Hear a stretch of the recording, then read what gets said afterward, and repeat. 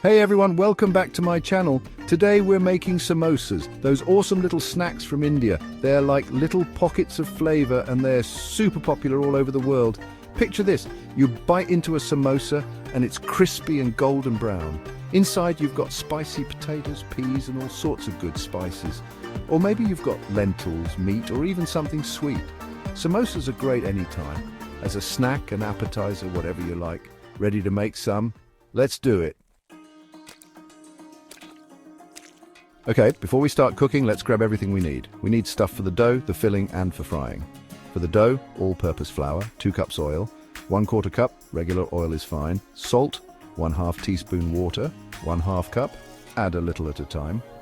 For the filling, potatoes, 2 medium, boiled and mashed, green peas, 1/2 cup onion, 1 medium, chopped up small ginger garlic paste, 1 teaspoon green chilies, 2 to 3 chopped up small, add more if you like it spicy, cumin seeds, 1/2 teaspoon turmeric powder, 1/2 teaspoon red chili powder, 1/2 teaspoon, add more if you like it spicy, garam masala, 1/2 teaspoon salt, to taste fresh coriander leaves, chopped for decoration, for frying oil, enough for deep frying.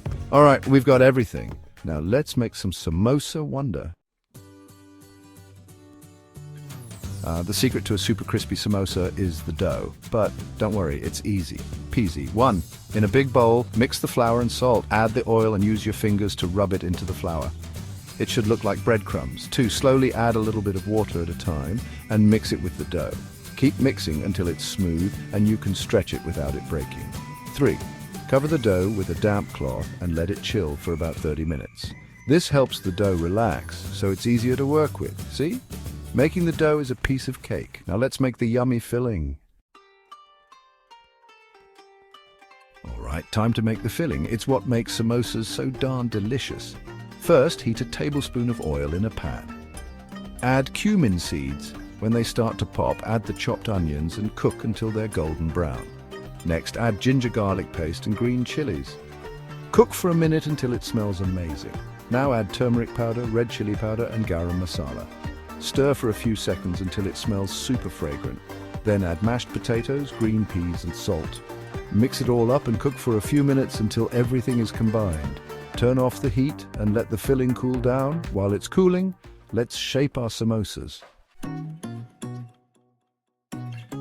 Now for the fun part, shaping the samosas. First, divide the dough into equal-sized balls. Roll each ball into a thin oval shape, like a small flatbread.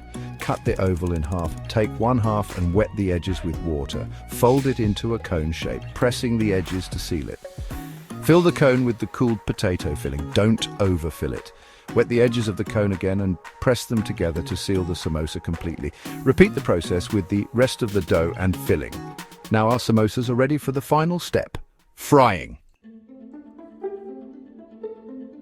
Time for the best part, frying the samosas until they're crispy and golden. Heat oil in a deep pan over medium heat. Carefully put a few samosas in the hot oil. Don't overcrowd the pan. Fry the samosas on medium heat until they're golden brown and crispy. This usually takes about 5 to 7 minutes. Take the samosas out with a slotted spoon and put them on a plate with paper towels to soak up the extra oil. That's it, you've just made perfect golden brown samosas. But wait, there's more.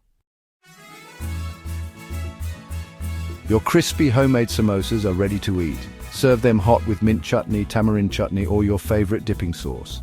Here are some tips for extra crispy samosas. Use a mix of oil and ghee or clarified butter for frying. Fry the samosas on low to medium heat so they cook evenly and get super crispy. Want to bake them instead of frying? No problem. Preheat your oven to 375 degrees Fahrenheit.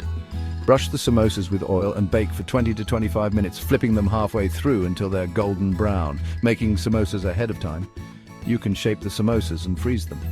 Fry or bake them straight from the freezer. Congratulations, you're now a samosa master. Now go impress your friends and family with your awesome cooking skills.